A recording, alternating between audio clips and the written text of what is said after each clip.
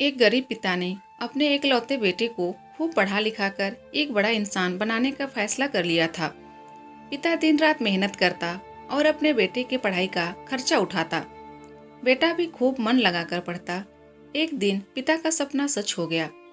बेटा पढ़ लिख कर बहुत बड़ा आदमी बन गया और उसने अपने खुद का व्यवसाय शुरू कर लिया और उसमें बहुत सफल हो गया।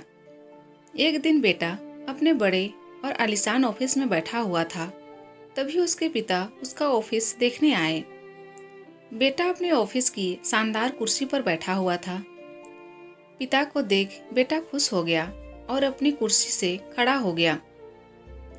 पिता ने बेटे को कुर्सी पर बैठाया और बेटे के पीछे खड़े हो गए और उसके कंधों पर अपना हाथ रखते हुए कहा, बेटा, तुम्हें पता है कि आज इस दुनिया में सबसे शक्तिशाली इंसान का एहसास किसे होता होगा।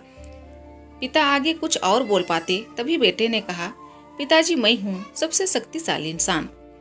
पिता ने सोचा था कि बेटा उन्हें ही सबसे शक्तिशाली कहेगा, लेकिन बेटे के इस जवाब से उन्हें बहुत निराशा हुई। ठीक कहा बेटा। इतना कहते ही पिता बेटे के ऑफिस से जाने ही लगे थे कि एक बार और पीछे मुड़कर वही सवाल बेटे से किया, बेटा, तुम्हें अभी भी लगता है कि तुम सबसे शक्तिशाली हो? बेटा ने कहा, नहीं पिताजी, इस दुनिया में अगर कोई सबसे शक्तिशाली है तो वो आप हैं। लेकिन अभी तो तुमने कहा था कि तुम ही सबसे शक्तिशाली हो। पिता ने फिर पूछा, हाँ, वो मैंने इसलिए कहा था क्योंकि उस वक्त दुनिया की सबसे शक्तिशाली इंसान के हाथ मेरे कंधे पर थे, इसलिए उस वक्त मैं खुद को सबसे शक्तिशाली महसूस कर रहा था। बेटे ने जवाब दिया। ये सुन पिता की आंखों में आंसू आ गए और उन्होंने अपने बेटे को गले से लगा लिया। शिक्षा।